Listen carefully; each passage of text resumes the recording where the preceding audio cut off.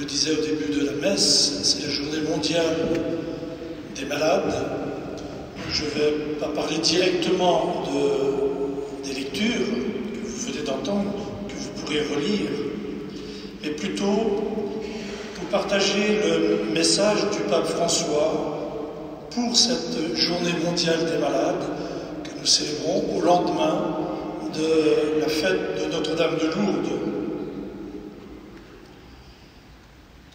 Le 11 février 1858, lors de la première apparition. Et c'est le pape Saint Jean-Paul II qui, il y a 31 ans, a voulu marquer cette fête anniversaire des apparitions par la journée des malades, puisque Lourdes est un lieu où les malades aiment se retrouver chaque année.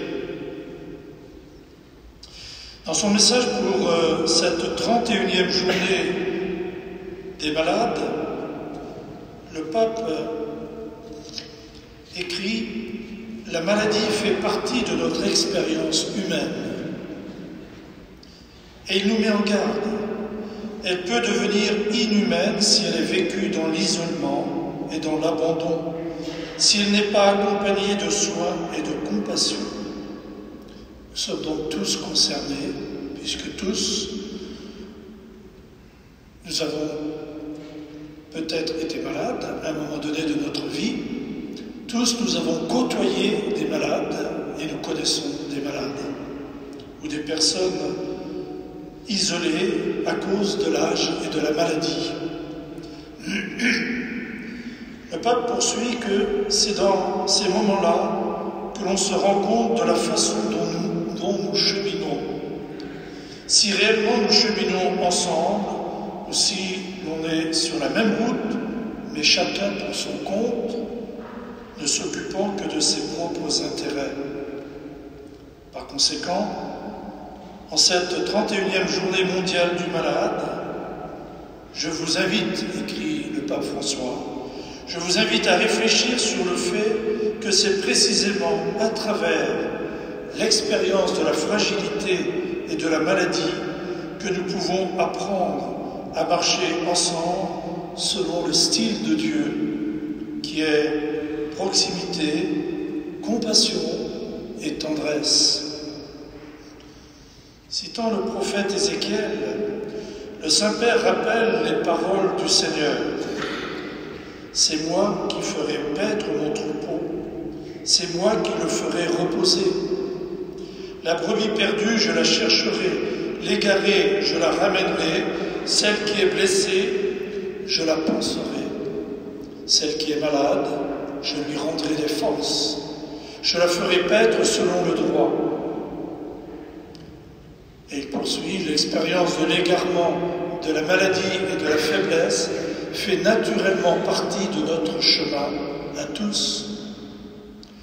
Les malades nous placent au centre de l'attention du Seigneur qui est Père.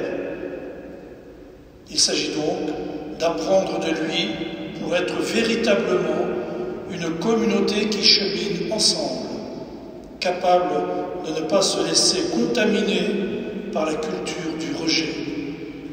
Les malades coûtent cher, les malades ne sont plus productifs, etc. Et vous voyez bien les conclusions qu'on est tenté aujourd'hui d'en tirer par le suicide assisté, par l'accompagnement de fin de vie, la précipitation de la fin de vie. Ces débats vont s'ouvrir bientôt, je vous y invite.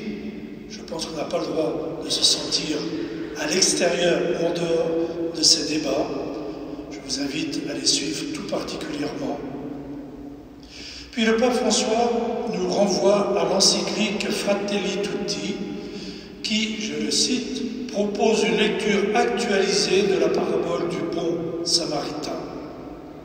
Il existe en effet un lien profond entre cette parabole de Jésus et les nombreuses façons dont la fraternité est aujourd'hui niée. En particulier, le fait que la personne malmenée et volée soit abandonnée au bord de la route représente la condition où sont laissés trop de nos frères et sœurs au moment où ils ont le plus besoin d'aide et de notre présence. Il n'est pas facile de distinguer entre les assauts menés contre la vie et sa dignité qui proviennent de causes naturelles et ceux qui sont en revanche causés par les injustices et les violences. Ce qui importe, écrit le pape François, ce qui importe toutefois, c'est de reconnaître la condition de solitude et d'abandon, comme le rapporte la parabole. Il suffit d'un instant d'attention, d'un mouvement intérieur de compassion pour éliminer la solitude. Il suffit d'un instant d'attention, d'un regard, d'un sourire, d'un mouvement intérieur de compassion pour éliminer la solitude dont souffrent tellement les malades, et quelquefois plus de la solitude que du mal physique ou psychologique. Deux passants dans la parabole, deux passants considérés comme des religieux, voient le blessé mais ne s'arrêtent pas. Le troisième, au contraire, un Samaritain, un homme méprisé, ému par la compassion et prend soin de cet étranger qui gît au bord de la route, le traitant comme un frère. En faisant cela, il change les choses, il engendre un monde plus fraternel. Frères et sœurs, écrit le pape François, nous ne sommes jamais prêts pour la maladie, ni prêts à admettre que nous avançons en âge. Nous craignons la vulnérabilité. Il peut alors arriver que les autres nous abandonnent ou qu'il nous semble devoir les abandonner pour ne pas être un poids pour eux. J'avoue que lorsque j'entends des personnes malades ou des personnes âgées, personnes handicapées, dire qu'ils souhaitent partir pour ne pas rester à la charge de leurs enfants, de leur famille, ça me fait toujours mal, en me disant, alors que nos parents nous ont pris en charge une partie de notre vie, nous leur devons bien de les prendre en charge, de les accompagner jusqu'au dernier souffle de leur vie. Le pape continue ainsi. Ainsi commence la solitude et le sentiment amer d'une injustice, car le ciel aussi semble se fermer si nous délaissons nos frères malades et seuls, nos personnes âgées, isolées, alors même le ciel semble se fermer pour eux. De fait, écrit François, nous peinons à demeurer en paix avec Dieu quand la relation avec les autres et avec nous-mêmes se détériore.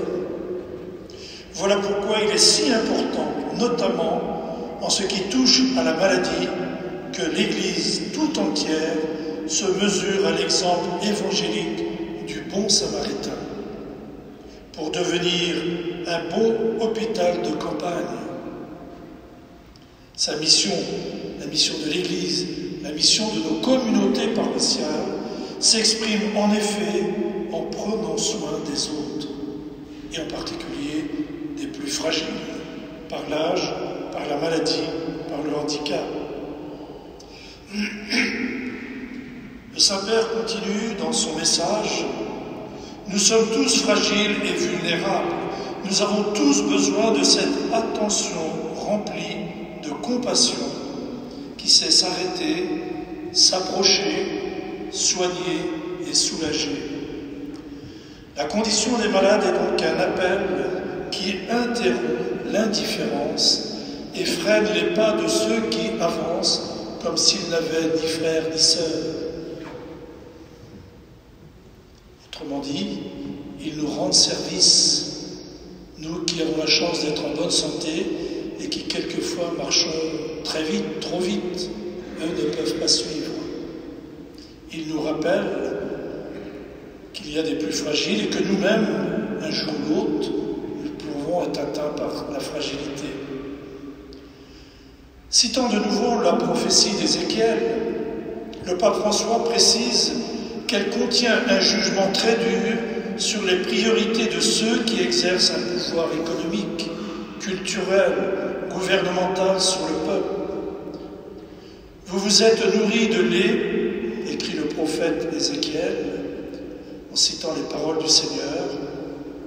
Vous vous êtes vêtus de laine, vous avez sacrifié les brebis les plus grasses, mais vous n'avez pas fait paître de troupeaux.